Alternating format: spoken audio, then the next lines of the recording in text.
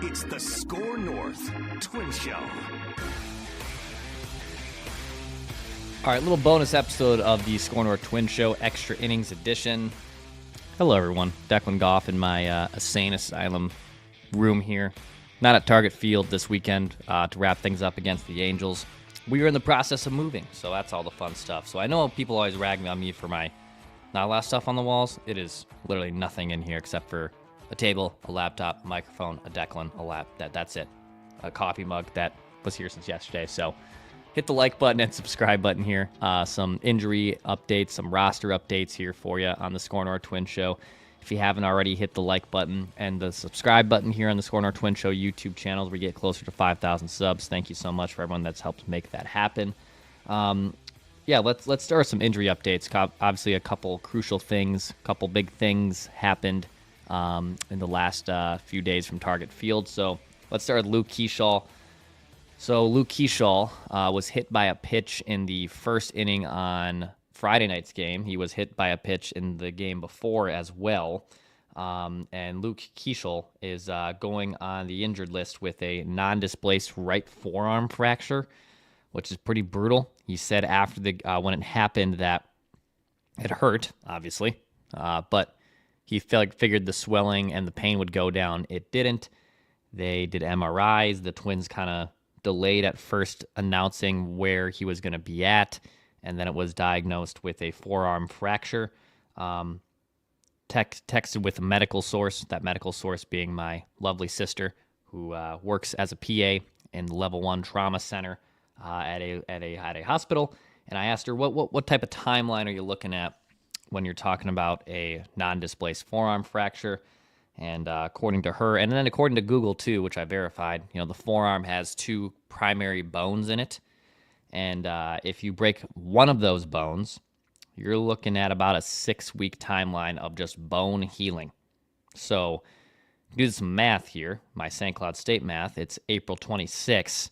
If it's 6 weeks of healing, I mean, can Luke Keaschall come back before the All-Star break? I hope so. I mean, that's about 7 weeks away at this point. So, man, or more than 7 weeks away. So that part puts the Twins in a difficult spot. Keishell's been amazing for the team this season. In 26 trips to the plate, the dude has 7 hits. He's drawn 5 walks. He's been hit by those couple pitches. He has an on-base of 538 on the season, OPS of 1,000. A fun guy to root for, a fun guy to watch. He stole 5 bases, which was a major league record for a player through his first 5 games. I get it, man. I saw the tweets last night. I see some of the comments in the YouTube channel too. Look, it stinks. Like, get hit by a pitch like that, and it breaks your arm. That's awful. And you can make all the things that they're cursed, and we can't have nice things.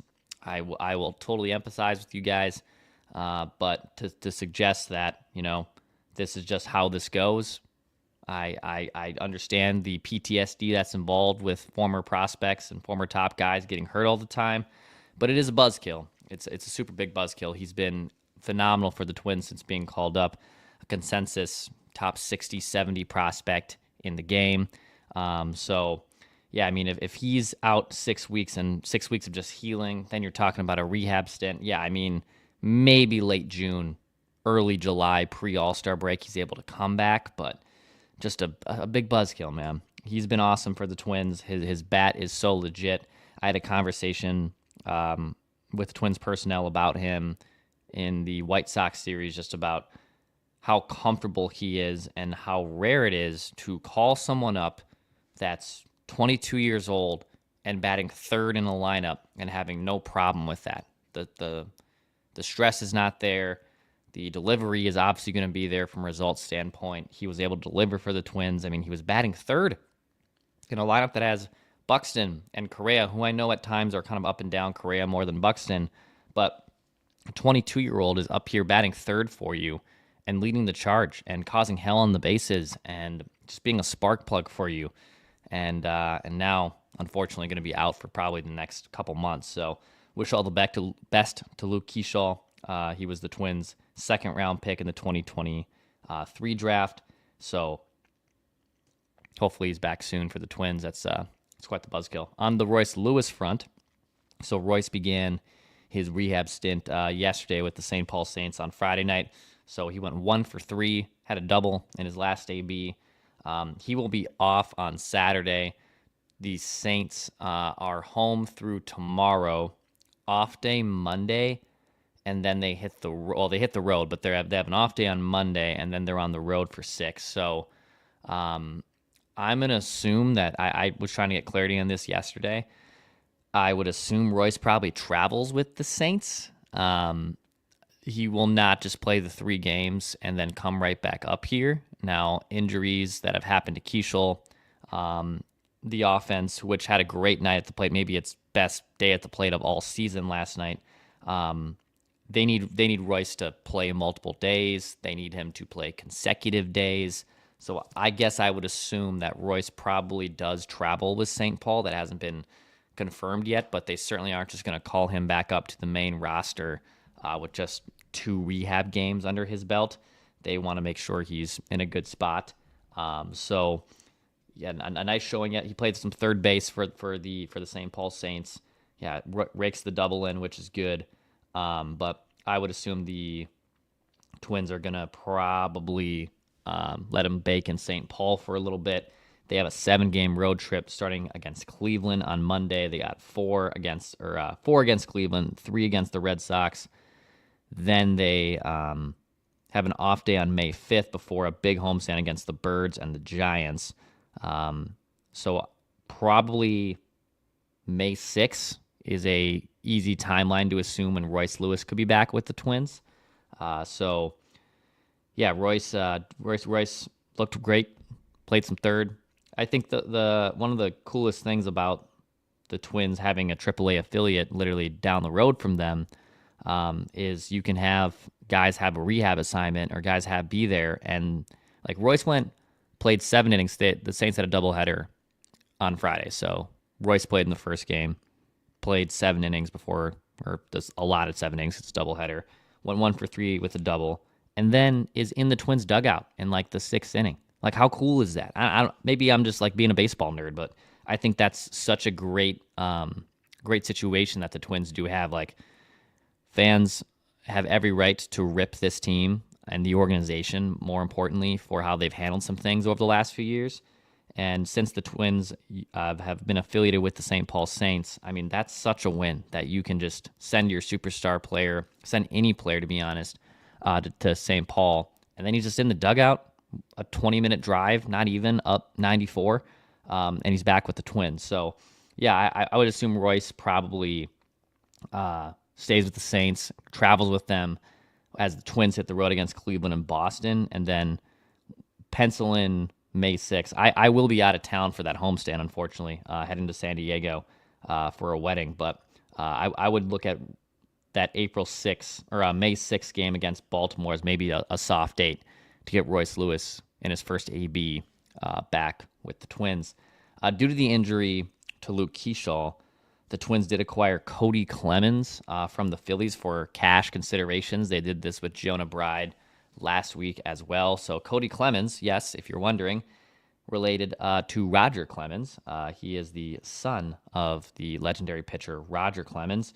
He was a 3rd-round pick in the 2018 draft from the Detroit Tigers, actually, but then played with the Phillies over the last few years here and there. Was DFA'd, went 0 for 6 this year. He's got a career 197 batting average. He's spent time at second, first base, shortstop, has played some left field. He can kind of just play anywhere that's asked of him. He has spent the majority of his time at first base, but they needed a body, right? I mean, they lost another player, so Kody Clemens coming over here for cash considerations. He went to the University of Texas at Austin.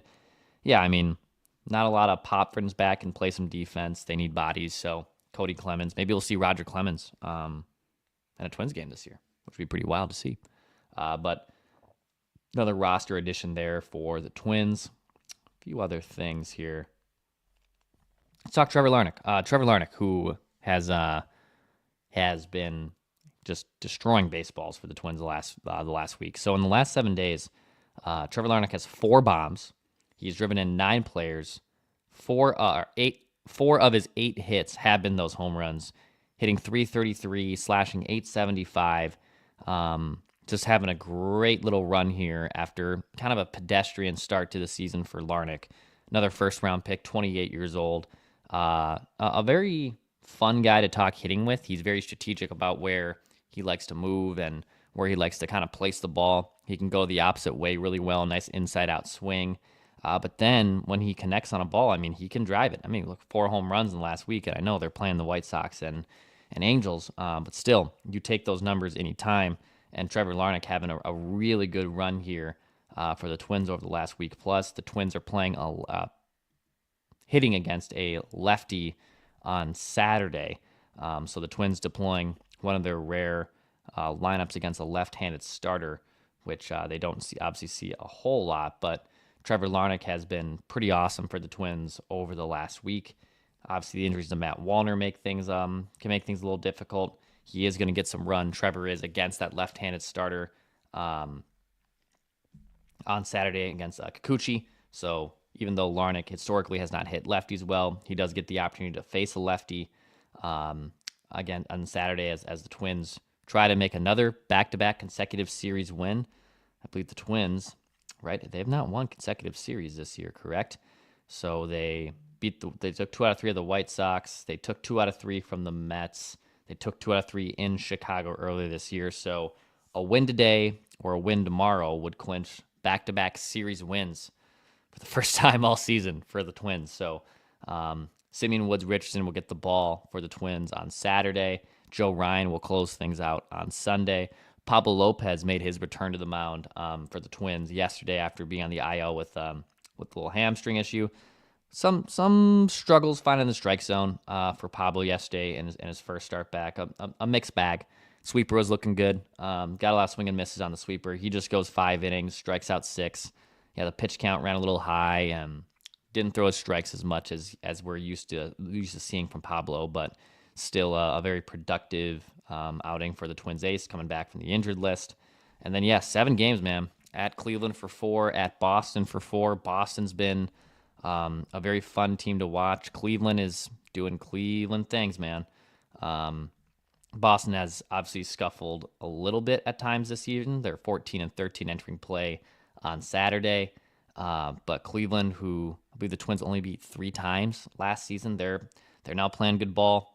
Before yesterday, they had won 4 in a row. They had beaten the Yankees. They won a series against the Yankees. They got rained out in Boston yesterday, but they're starting to play good ball. Stephen Kwan's been great for them. I know Emmanuel Clase has obviously struggled for him this season, but that's what Cleveland does, dude. They find ways to win. Their starting pitching isn't great again this year, but their bullpen's still really solid. They foul ball you to death. So 4 games in Cleveland for the Twins here coming up after this series. But yeah, I mean, some injury updates here on extra innings here on the SKOR North Twins Show YouTube channel.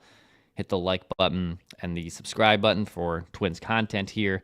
Appreciate everyone. Yeah, I'm likely going to be at the ballpark on Sunday for the series finale, just figuring out some logistics here on the home front as we make the big move and get some stuff ready. So apologies for not direct access from the clubhouse for those that are seeking that, but appreciate everyone regardless, though, that always seeks out and gets information from this YouTube channel. It's why I set out to do it, because I know Twins fans and Minnesota sports fans wanted this type of information in a way that you weren't getting it before. So thank you so much for everyone who has subscribed. So we'll see what happens with Luke Keaschall. Again, that non-displaced fracture, which is a huge bummer. Probably out at least six weeks, obviously, if not more. Royce Lewis in the middle of a rehab with the St. Paul Saints, so that's good. Trevor Larnach hitting the ball well. Pablo Lopez returning to the mound. Good things. All good things here. So appreciate you guys. Be back tomorrow, likely for a series recap. We'll have a State of the Twins on Monday on the SKOR North YouTube channel and the podcast feeds with Mackie and Judd. Trevor Plouffe Tuesday. Maybe we're finally talking about back-to-back series wins with our buddy Coach Trev. So that's all good stuff, too. Appreciate you guys. Hit that like button and subscribe button. This is the SKOR North Twins Show.